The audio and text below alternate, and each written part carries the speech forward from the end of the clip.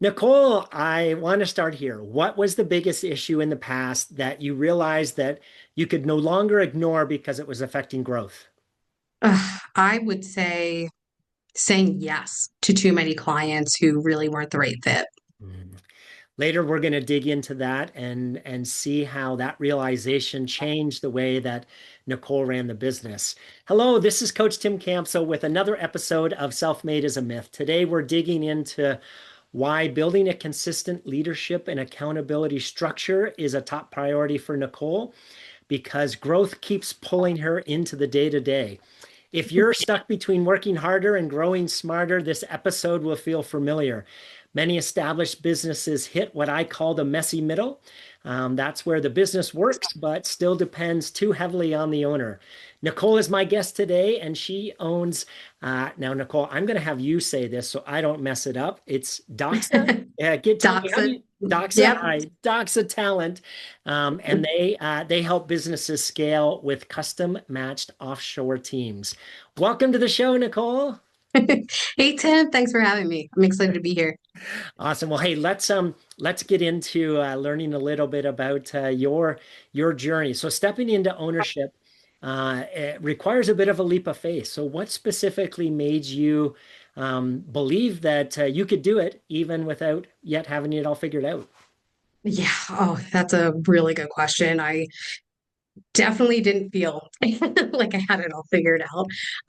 What I would say really gave me the confidence was the people I was building it with. Mm. Tom Spadia and Josh Liana are not only my mentors, but they are my partners in this business.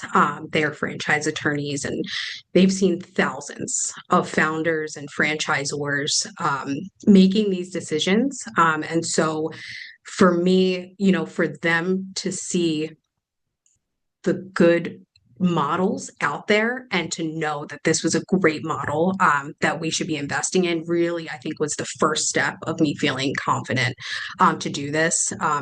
They really understood the structure and the risk of buying into a franchise and Mm. were honest with me throughout the whole process, and that really mattered.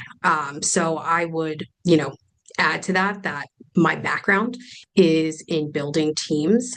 So this didn't feel like a totally wild leap. It really felt like a thoughtful next step Yeah, to where I was already headed. I love it. And what was the biggest difference between what you expected before you came in and what it's been actually like? Well, I really thought that being a good owner meant I needed to be involved in every single thing. I thought if I wasn't close to it, it wasn't going to go well. It wasn't going to be done right. And what I learned pretty immediately was that holding on too tightly really limited our growth for the brand. And also, it didn't create the space that I think others needed to be able to Mm. step up and lead. Yeah. And it is a natural transition because typically when we first get started, right, we do have our hands involved in everything because we're learning and figuring stuff out and trial and error and right and the hustle and grind. But then as the business grows, it's not even possible, right, to be involved in Yeah. anything anymore. Totally right about that for sure.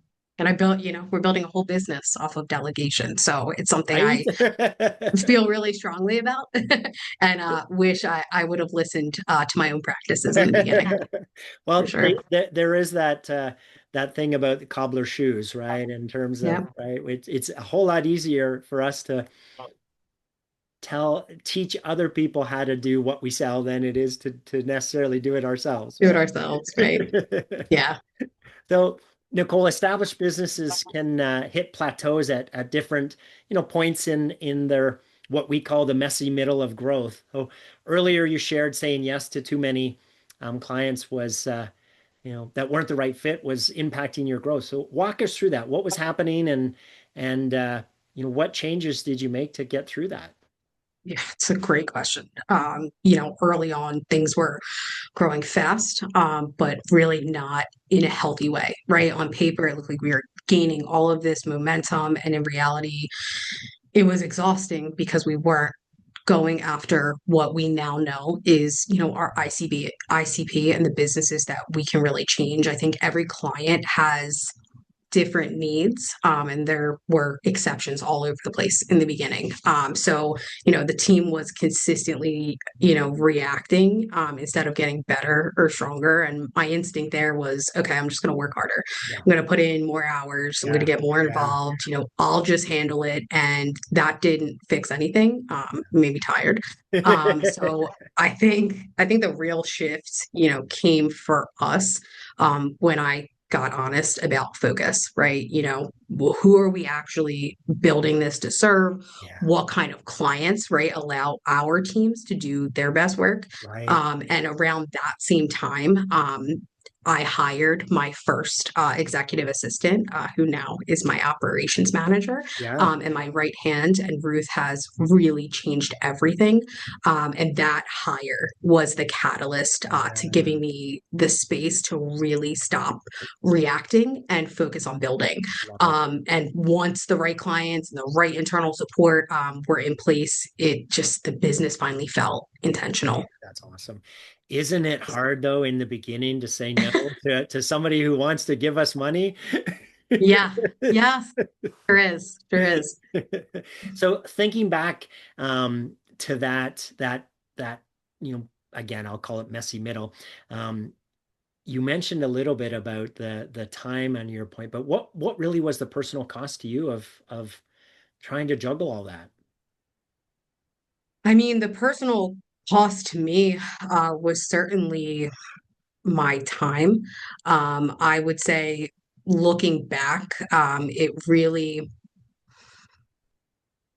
I would say, it costed me my momentum Mm, and development as leader. And it really pulled me back into the weeds instead yeah. of really letting other people grow, like I said before. And long term, I think it really just capped, how big the business could be. Mm. And that's what we're building towards. Yeah.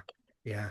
So earlier I mentioned that you were going to talk about how building a consistent leadership and accountability structure, you know, not having that, can keep pulling you back into the day to day. So you just talk me through what does that look like for you? How is not having it in place affect you and the business?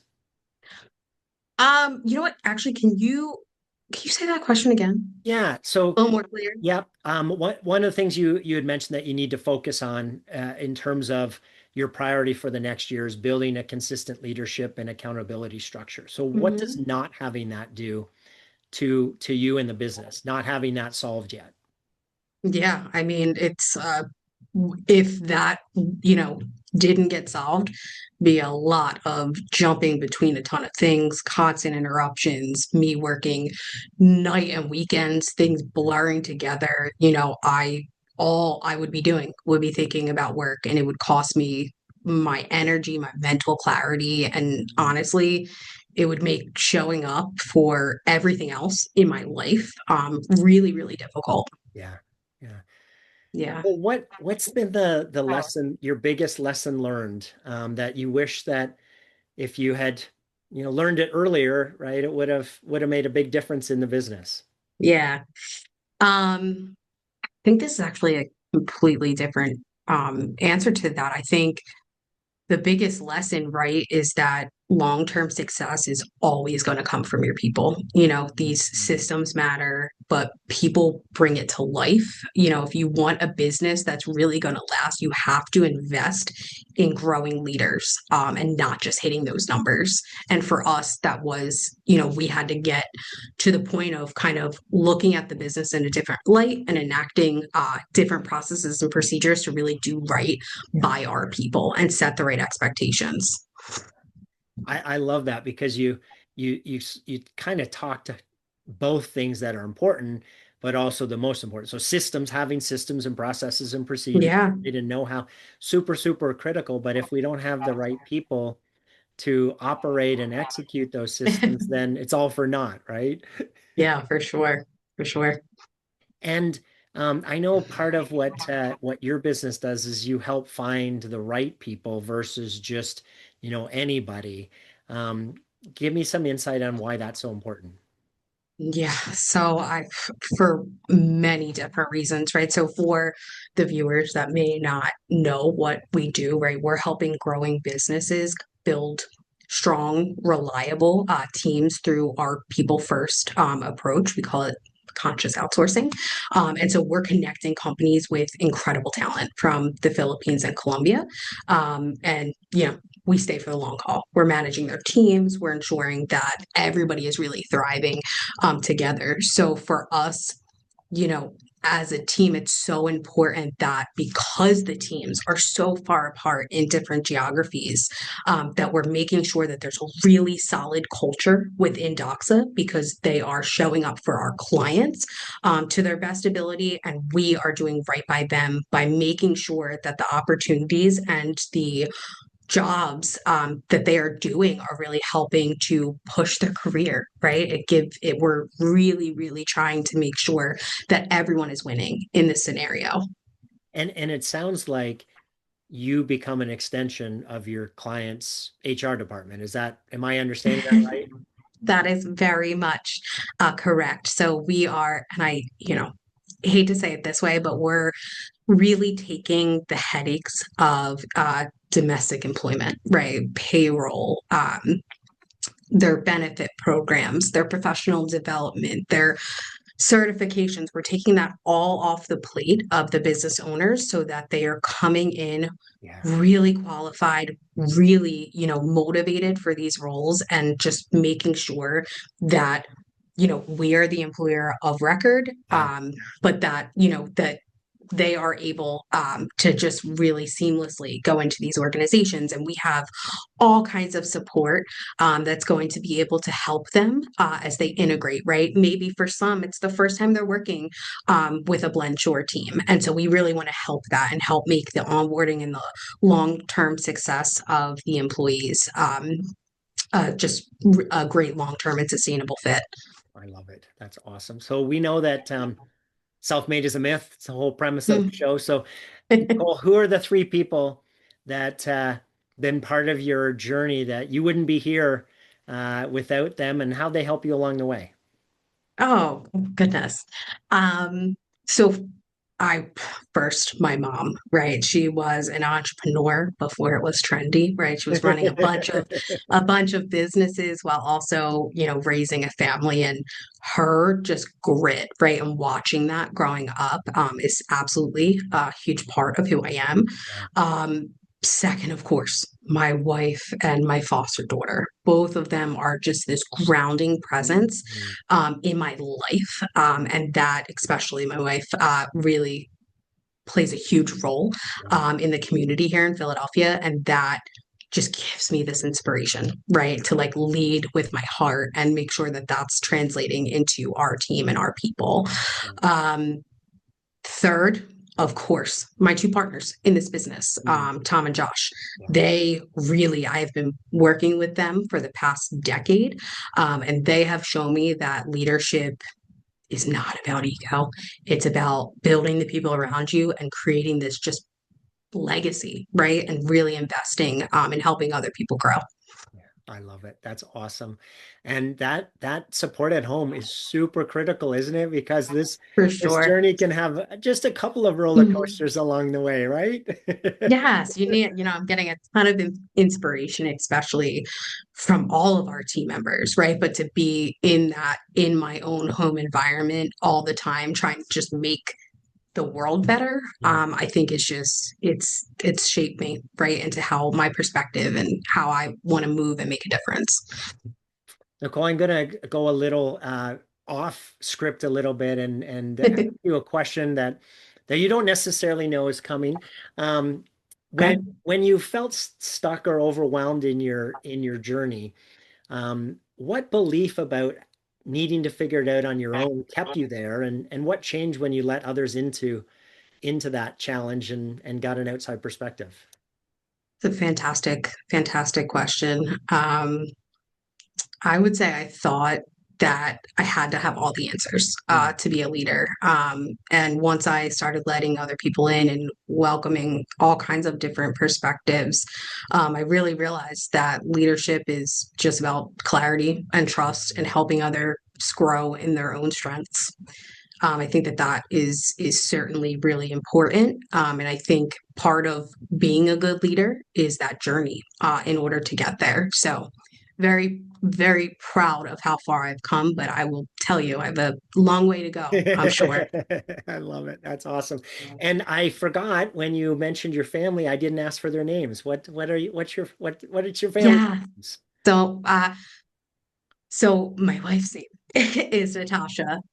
My child, I can't actually say because she is in foster care. Okay, sure. But yeah, but the two of them, she is 4. She is lovely. She keeps me on my toes and laughing. So Fantastic. yeah, And what about your mom? What's her name? What is or was her name? yeah. So her name is Natalie, and she is just my North Star. I think in everything I do, and I don't even think she realizes that. As you think and reflect on your journey, Mhm. what would you want to tell your younger self in terms of what to expect on this ride? Yeah. Kind of a compilation of everything I've talked about today, especially the last segment, right? That you don't need to have all of those answers, but delegate, Mm, right? If I would have known, hey, I need to make these hires sooner, in which I am on a daily basis, helping founders do. If I would have practiced what I preach now, sooner, I think our business would be even more successful than yeah. it is today. Yeah, I love it. Great advice. Yeah. One of the books that we have as a mandatory read for our clients is Buy Back Your Time, which Yep. is very much aligned with what Mhm. your organization does. And it's just amazing when you mentioned your version that I have, similar when I brought on my VA, it's just incredible of how many hours of stuff I no longer have to worry about, and I can focus more on the business, right, instead of in it, and focus on bigger priorities and revenue generation stuff instead of, admin stuff. Yeah. Yeah. I mean, it's delegation's hard, right? For most people. Some people it comes easier to some than others, but once it's the only way that I know to truly buy time. And by duplicating yourself in that way, Yeah. you are really working to your core functions. And that strategy is really where every business owner needs to sit, every C-level and director of a business, they need to be focusing on the steps forward, and typically they're being bogged down right by the daily tasks because they feel that no one else can do it. Yep. And so we want to bring a solution for folks that are just incredibly talented to be able to support with. We see this all the time of the delegation, and nobody can do it as well as me. And really what's happening, at least from my viewpoint, is those folks that tried to delegate but it didn't work, they weren't delegating, they were abdicating. Right? They're like, oh, finally I have a warm Mhm. body here, and I'm not going to Yep. give you any guidance or direction and training. And of course they won't be able to do it as well as you if they don't have that support, right? Yeah, and so we, specifically at DOXA, we've built out some really great exercises because a lot of times I am talking to folks that are like, I don't know what needs to come off my plate, but I can't continue like this. Yes. And so we go through some exercises to really understand what you're doing, where your focus needs to be, and that is we need to take all of these tasks and all of these responsibilities, and we need to find an individual that is qualified in and has the skill set needed to get that job done and get that job done well. Yeah.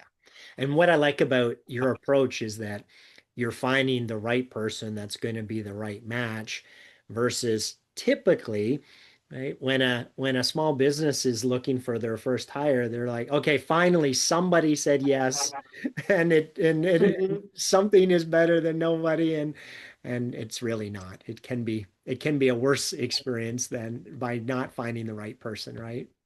Absolutely, absolutely. Yeah, we feel very strongly about taking a curated approach, right? We don't have a bench of individuals. We're going out and recruiting specific to that role. And that has been a much better fit for our clients, rather than really having, a tiered system or some sort of bench. It's just not the type of industries or the type of roles that we typically are supporting. Yeah.